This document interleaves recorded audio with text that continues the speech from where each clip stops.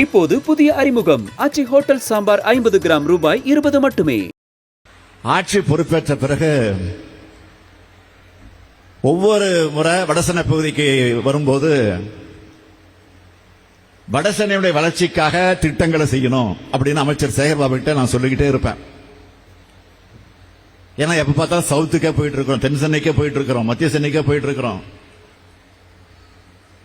வடசென்னைய நாம ஒரு அக்கறை எடுத்துக்கொண்டு அதனுடைய வளர்ச்சி திட்டங்களை உருவாக்கணும்.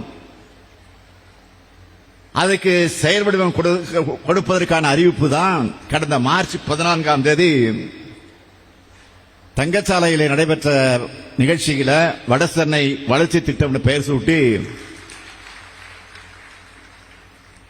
2096 கோடி ரூபாய்க்கான 87 திட்டப்பணிகளை அறிவிச்சு தொடங்கணும். தொடங்கி வச்ச 8 மாசத்துல அந்த 87 பணிகள்ல 29 பணிகளை முடிச்சு இன்னைக்கு மக்களோட பயன்பாட்டுக்கு கொண்டு வந்திருக்கிறோம். இன்று வால்டாக்ஸ் சாலையில நடைபெறக்கூடிய இந்த நிகழ்ச்சியில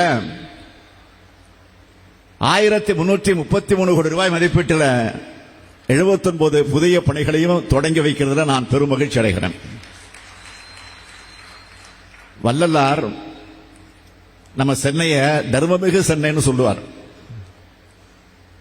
இந்த ஊருக்கு வந்தா நிச்சயம் நம்ம வாழ்க்கையும் குடும்பமும் முன்னேறிடும்னு நம்பி வந்தவங்களை சென்னை என்றைக்கு கைவிட்டதில்லை.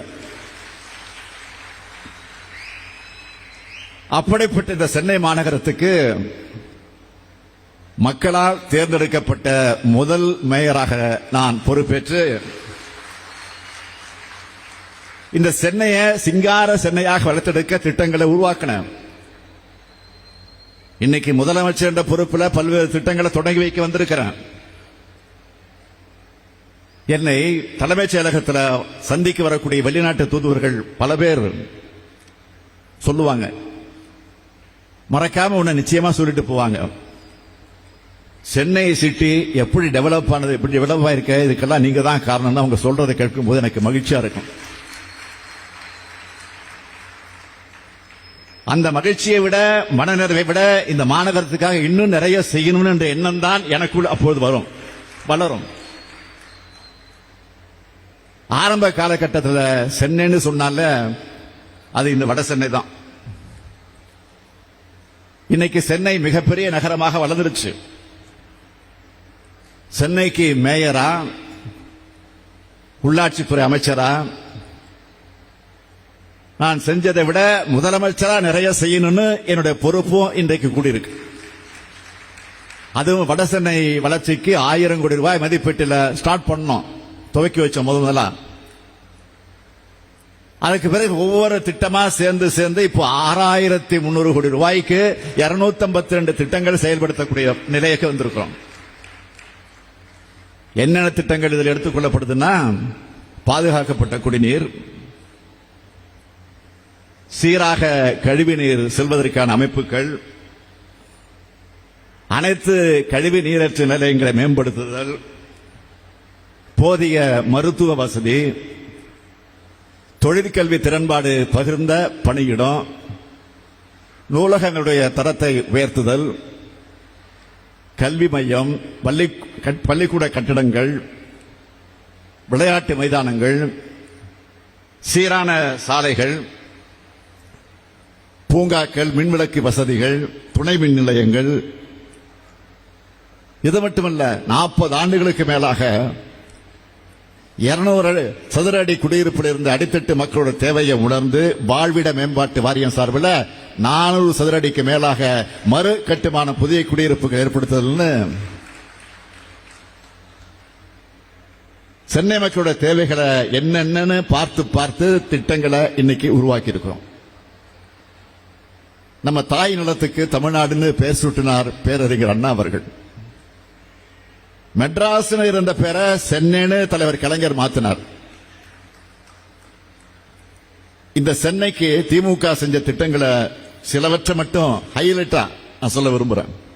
அண்ணா மேம்பாலம், கத்திப்பாரா பாலம், கோயம்பேடு பாலம், பாடி பாலம், மீனம்பாக்கம் பாலம், மூலக்கடை பாலம், மேற்கு அண்ணாநகர் பாலம், வியாசர்பாடி பாலம், பீட்டர்ஸ் ரோட் வெஸ்ட்காட் சாலை மேம்பாலம், பீட்டர்ஸ் ரோட் கான்ட்ராஸ்மித் சாலை மேம்பாலம், சர்தார் பட்டேல் சாலை, காந்தி மண்டபம் சாலை மேம்பாலம், டிடிகே சாலை, ஆர்கே சாலை மேம்பாலம், டவுட்டன் சந்திப்பு மேம்பாலம், பாண்டியன் சாலை, காசா மேஜர் சாலை மேம்பாலம், டிடிகே சாலை, சிபி ராமசாமி சாலை மேம்பாலம், சர்தார் பட்டேல் சாலை, எஸ்பி சாலை மேம்பாலம், எம்கேபி நகர் மேம்பாலம், பெரம்பூர் முரசொலி மாறன் மேம்பாலம், பெரம்பூர் லோகா ஒர்க்ஸ் மேம்பாலம், தங்கச்சாலை மலைகுண்டு பாலம், ஆர்கே நகர் காக்கிரேன் பேசின் பாலம், ஜிகே மூப்பனார் மேம்பாலம், ரங்கராஜபுரம் மேம்பாலம், உஸ்மான் ரோடு மேம்பாலம், கோடம்பாக்கம் பாலம், ஆலந்தூர் மிசா ஆபிரகாம் பாலம், கோபதி நாராயண சாலை மேம்பாலம், மேத்தா நகர் மேம்பாலம், இந்திரா நகர் பாலம், மேயர் சிட்டி பாபு மேம்பாலம், இன்னும் நிறைய இருக்கு. இறக்கிது எனக்கு அவ்வளவு இருக்கு. அது மட்டுமல்ல, செம்மொழி பூங்கா, தொல்காப்பிய பூங்கா, கலைஞர் நூற்றாண்டு பூங்கா, ஏராளமான சாலையோர பூங்காக்கள், கோயம்பேடு காய்கறி அங்காடி, கோயம்பேடு பேருந்து நிலையம், மெட்ரோ ரயில் தலைமைச் செயலகமாக கட்டப்பட்டு இன்னைக்கு பெரிய அரசு மருத்துவமனையாக இருக்கக்கூடிய ஓமந்தூரார் மருத்துவமனை கட்டடம், கிண்டியில கலைஞர் நூற்றாண்டு உயர் சிறப்பு மருத்துவமனை, ஓஎம்ஆர்ல IT corridor, Tidel Park, Nemmeli மற்றும் மீஞ்சூர்ல கடல்நீரை குடிநீராக்கக்கூடிய திட்டம், இன்னும் மிகப்பெரிய பட்டியலை போட முடியும். அதனால்தான் எப்பவுமே சென்னை என்பது திமுகவுடைய கோட்டையாக விளங்கி கொண்டிருக்கிறது.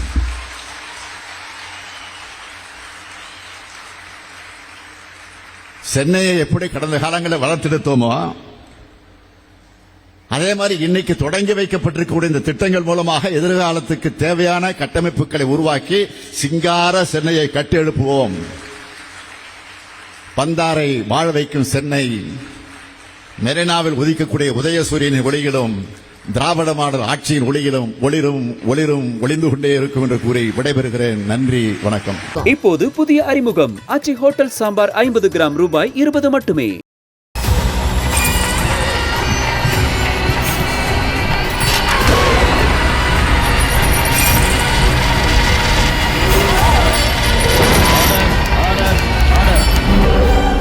குற்றங்களின் மறுபரிமாணம் நிகழ்தகவு நமது நியூஸ் தமிழ் தொலைக்காட்சியில் விரைவில்.